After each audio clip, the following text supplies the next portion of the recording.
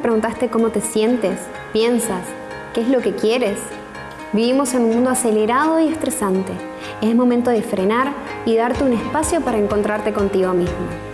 Estar en armonía significa encontrar el equilibrio entre tu cuerpo, tu mente y tus emociones. Te invitamos a que pares, te detengas y descubras este camino junto a nosotros.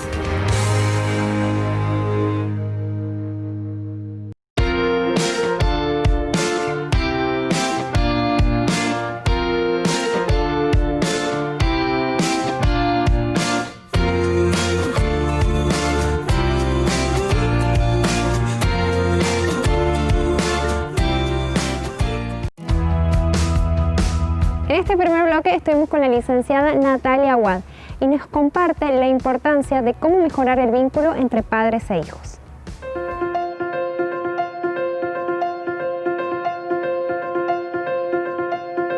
Hola Pauli, ¿cómo estás? Muchas gracias por la invitación, muchas gracias por la convocatoria. Veamos qué es lo que podemos hacer para poder pensar un poco las infancias, las adolescencias, en tiempos de pandemia. Veamos también el modo de cómo pensarnos frente a la situación de los vínculos, cómo atravesar las principales emociones y bueno, veamos un poco acerca de qué es lo que te interesaba saber o lo que te interesaba abordar de acuerdo a lo que íbamos hablando. Recuerdo que en un momento me dices que estaba por pensar acerca de qué es esto de cuáles son las emociones y qué es lo que hacemos con las emociones en esta etapa tan particular y que tiene características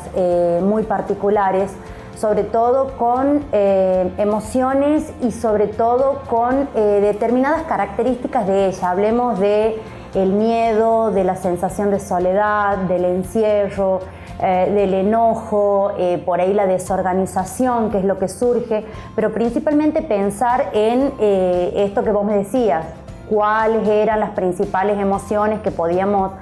notar o por las que teníamos las principales consultas. Y eso tiene que ver sobre todo con el miedo, pero principalmente con la angustia, entendiendo por supuesto la angustia como esta condición universal y más experimentada universalmente por todos los seres humanos. Es el indicio de que nunca nos engaña, ¿sí? Es este indicio que nos dice que hay algo que no está bien. Y es lógico pensar que ante esta situación que ha venido y tan sorpresivamente y nos ha encontrado a todos, si se quiere, bastante desprevenidos, porque era algo desconocido, es algo que hasta el día de hoy todavía vamos viendo sobre la marcha cómo abordar, ha generado diferentes movimientos y diferentes cambios, de los cuales obviamente los vínculos humanos son uno de los primeros que se ven confrontados frente a esta situación, teniendo en cuenta las características que la condición de cuarentena implica, que tienen que ver con el aislamiento, tienen que ver con el encierro, tienen que ver con la imposibilidad del contacto como venimos acostumbrados en los vínculos humanos. Y eso inevitablemente se traslada miedo, se traslada incertidumbre, se traslada inseguridad y eso va directamente ligado a los temores que podamos tener todos, independientemente de la edad que tengamos y de la condición en la que nos encontremos, respecto de la salud, respecto del trabajo, respecto de la educación, respecto de los proyectos que uno tenía a futuro. Todo eso se ve convulsionado porque de acuerdo a la situación particular que cada uno pueda ir viviendo, es que va a encontrar mayor o menor posibilidad de flexibilizar los modos de actuar o las conductas que pueda tener al respecto. Una de las temáticas que habíamos decidido trabajar cuando nos habíamos comunicado tenía que ver con el vínculo con los niños y con los adolescentes hoy por hoy en tiempos de pandemia, y pensar sobre todo que la característica fundamental de esto tiene que ver con una condición que creo que es la que más ruido hace y que tiene que ver con el encierro. Y este encierro que no es elegido y está entendido no como un castigo, sino como un modo de cuidado. La gente por ahí se le dificulta un poco ver que la pandemia es lo patológico y la cuarentena es como una posible solución a eso, ¿sí? Viéndolo de esa manera es que podemos por ahí repensar algunas cuestiones que tienen que ver con los vínculos. Una de las principales consultas, Pauli, que se reciben y una de las principales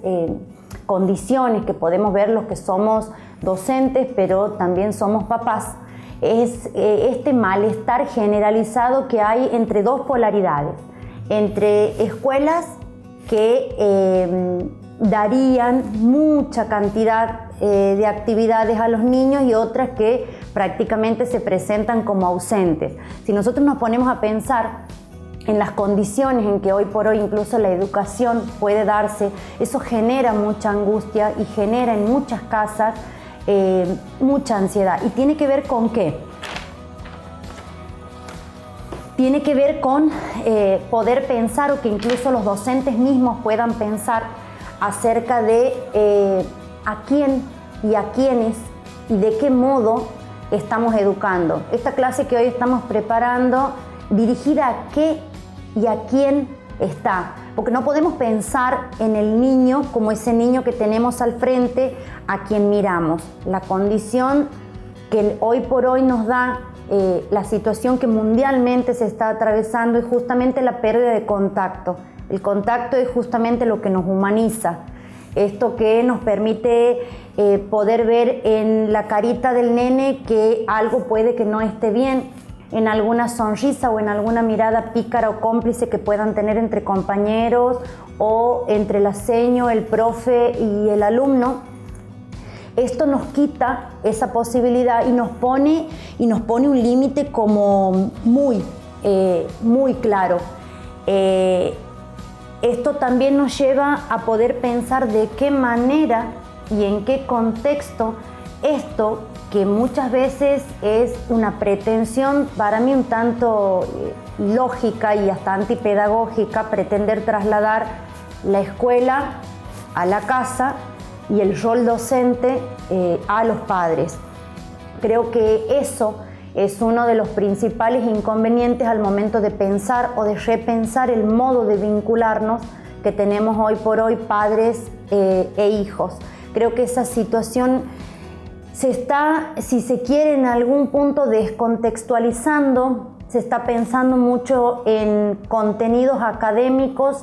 y se repite, y te digo incluso como con cierto enojo, escucho muchas veces que en reiteradas ocasiones les repiten a los chicos porque no están de vacaciones o les marcan a los padres, díganle a los chicos que se pongan las pilas porque no están de vacaciones. Creo que hay algo que algunos profes quizás no están logrando percibir, y es que una de las condiciones de la educación tiene que ver con generar el interés, generar la curiosidad en el otro, y eso muchas veces se intenta hacer de una manera muy errónea, porque creo que la virtualidad nunca va a poder dejar de lado la posibilidad que tiene el contacto con el otro para generar esto, generar la curiosidad, generar la intriga, generar el deseo de aprender. Creo que hoy por hoy pensar en espacios lúdicos con los chicos, y si se quiere ir quizás un poco de recomendaciones de qué podemos hacer hoy con los niños, tiene que ver con la posibilidad de generar nuevos espacios, tiene que ver con la posibilidad de acomodarnos a nuevas situaciones sin sentir por eso una frustración que sea como la clave y la guía que va lejos de allanar el camino, lo va a ir obstaculizando. Creo que hay que generar espacios lúdicos que puedan permitir a los niños dialogar. Creo que, siempre hablando de niños y adolescentes, digo espacios lúdicos porque por ahí esa condición con los niños es como la más potable, la más probable de ser trabajada. Creo necesario que los niños puedan poner en palabras estas emociones que en un principio habíamos estado hablando. Creo que es necesario poder aplicar la tolerancia, pero no solamente la tolerancia hacia el otro. Creo que tenemos que poder empezar a pensar, a tolerar en nosotros mismos esto de saber que con todo no vamos a poder y que no está mal que así sea. Creo que tenemos que empezar a pensar en crear espacios que permitan desplegar la creatividad, la solidaridad, espacios donde los vínculos humanos tengan el contacto necesario, a veces de las palabras y por qué no también de los silencios,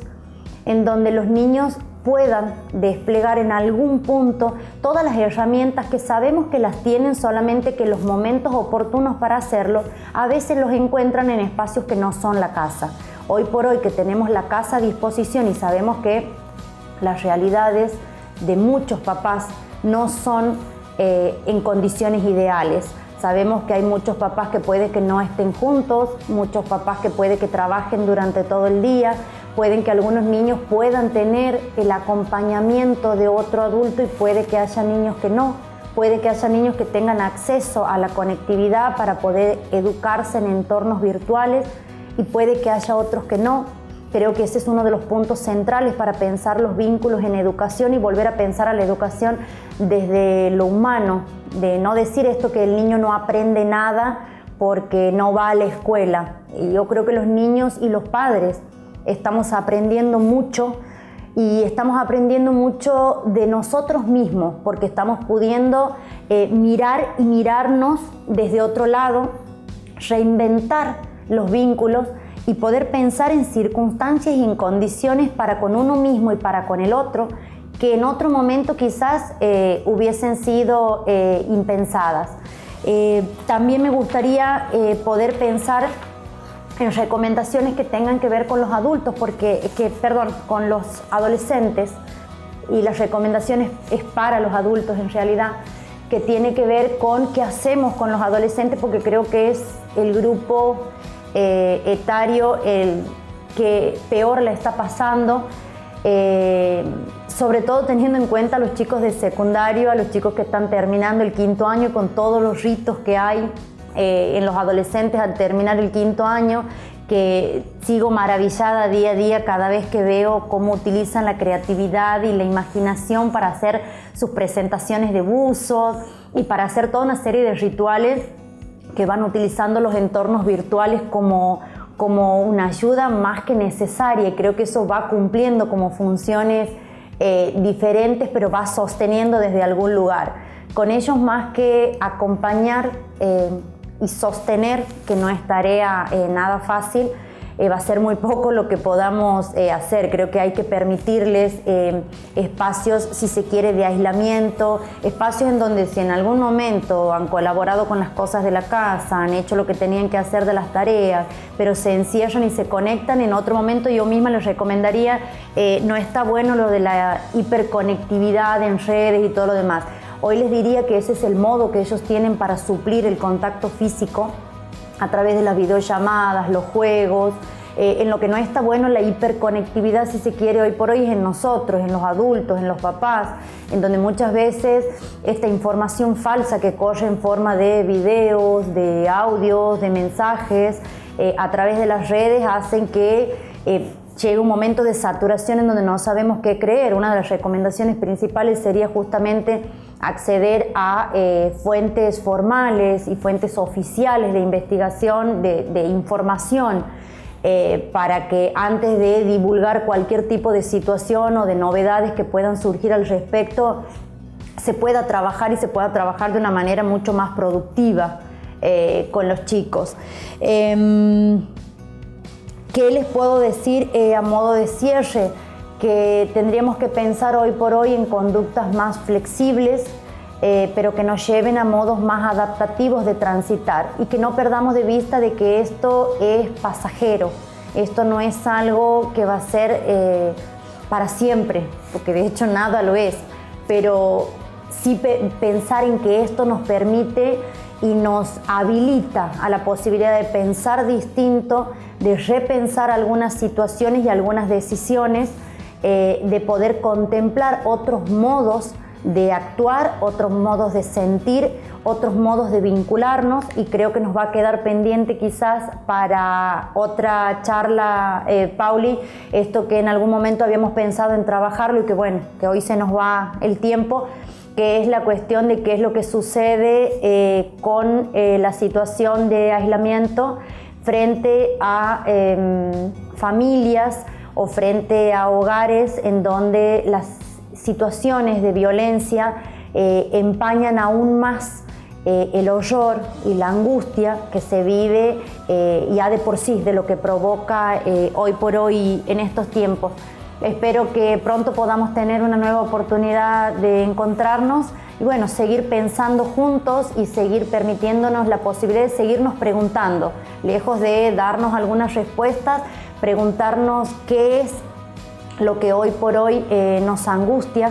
qué herramientas creemos que tenemos para atravesarlas, si no las tenemos, de qué modo buscar ayuda y sobre todo pensar que esto es temporal. Lo que hoy podamos construir quizás sea algo que nos acompañe y nos acompañe por mucho tiempo. Muchísimas gracias.